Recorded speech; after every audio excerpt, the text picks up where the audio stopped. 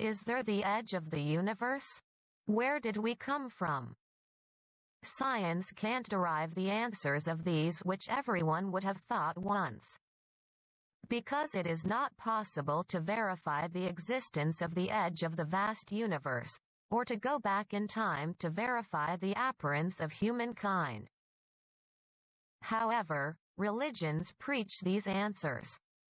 So I thought about whether the teachings of religions about the universe and the life are compatible with what the science is making clear. And, surprisingly, this attempt led to the unification of religions, and also connect the past and future of us.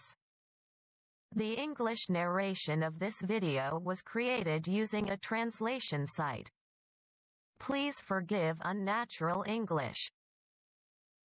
First of all, regarding the question of whether there is the edge of the universe, Buddhism, which teaches mercy, preaches that the universe has no beginning and exists from the infinite past to the infinite future, and preaches that universe continues infinitely to both the large world and the small world. And, in the universe, everything exists by the law of causality. What? The universe without a beginning? It may be difficult to accept such a universe. But when think about it, even if there is a Big Bang, what was it before the Big Bang? And if there is an edge of the universe, what is the other side of that edge? As long as thinking of the finite universe, new problem is always emerging, and it continues indefinitely. When if accept the infinite universe, new problems will not arise.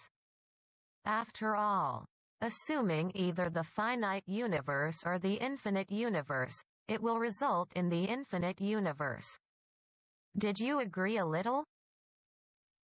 Next, let us consider where we humans came from. We have been taught at school that living things evolved from plankton, fish, amphibians, and monkeys to humans. However, the plausible theory of evolution does not hold when it becomes clear that the essence of life is DNA.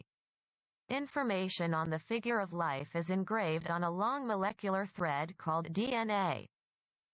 It is impossible for information to be engraved on the thread of this molecule selfishly by own self so that living things evolve.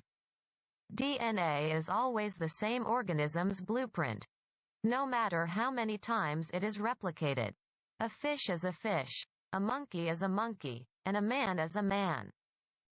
On the other hand, monotheism preaches that life on earth was created by God. It is a rational story that life exists by some kind of intellect. If God completely understands the information of life inscribed in DNA, God can arrange the sequences to synthesize DNA and create living things. Also, considering an organ like the brain, there must be a designer to realize this organ which like a computer system. From the above, it cannot be denied that the answer of where we came from is because the Creator created us on earth. Now, the question arises here as to what kind of existence the Creator God is. Monotheism preaches that God also created the universe, but the universe is infinite.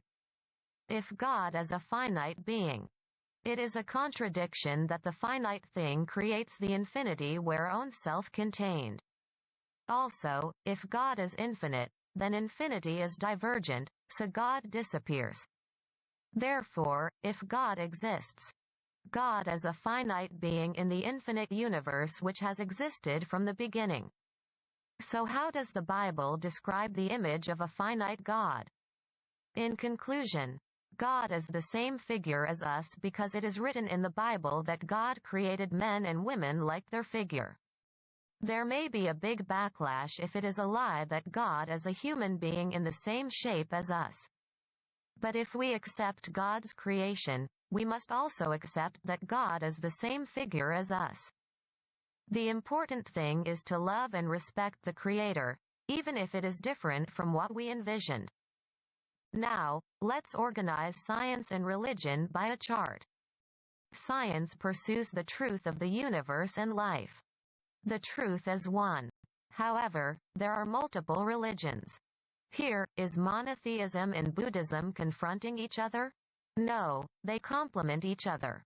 So, let's consider whether is it possible that religious syncretism of monotheism and Buddhism. It should not go against the discovery of science. Monotheism preaches that God created human being in their own form. Human being is a creation by God. Buddhism preaches that human being becomes a Buddha by enlightenment.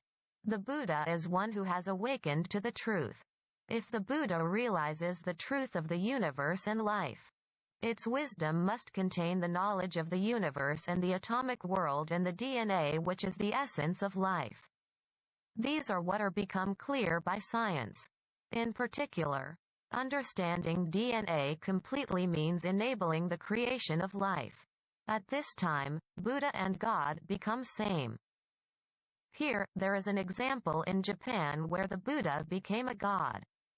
In Japan, there is a Shinto, which is a religion of Japanese gods. When Buddhism came from the continent, Shinto and Buddhism were combined by the Honji Sujiyaku theory. This is the theory that the Indian Buddha appeared as a god in Japan.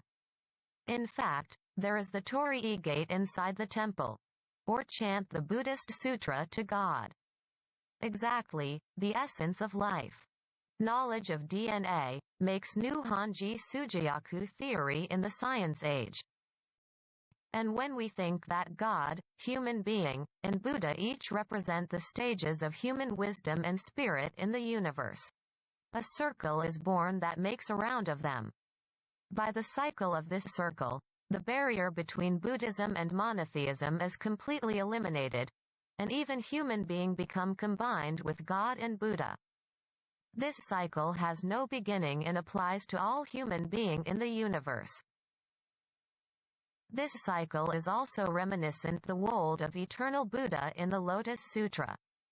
According to the Lotus Sutra, Buddha has existed since the eternal past and appeared as the Gautama Buddha in this our era. Its purpose is to lead us to the truth. The truth can only be told by Buddha and Buddha. This completes the answer to the question of where we came from. But there is a continuation. Let's think again about the universe, where the cycle of life is spinning. Is this infinite universe simply the space where galaxies continue infinitely? Here, let's turn our attention to the small world.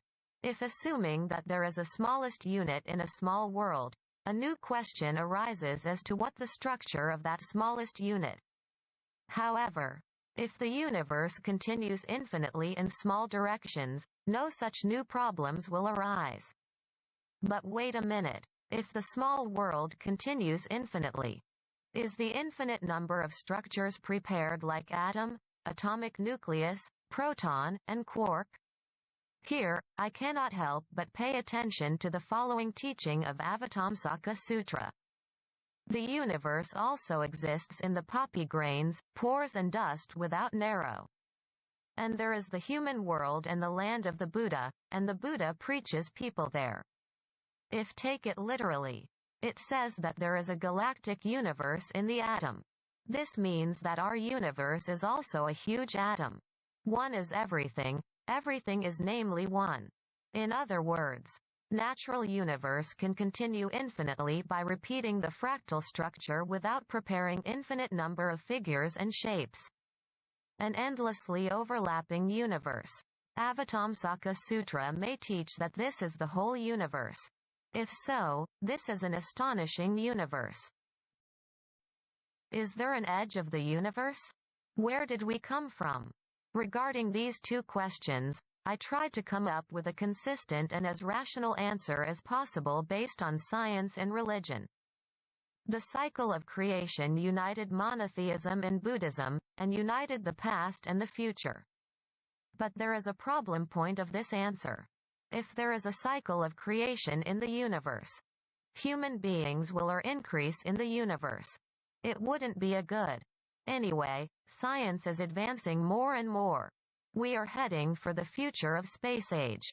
If we misuse science, we will perish. Eliminating hegemonism, mysticism, aggression, keeping the teachings of love and mercy from the heavens, we should make the Earth a planet of joy at the same time as develop science. What is needed for that is the practice of Noble Eightfold Path. The savior of us is the our mind, that is, ourselves. The Creator gave us love. We must notice the flower buds in our hearts and make beautiful flowers bloom. The Creator must be looking at the wisdom of the creation. I hope this video helps you with something.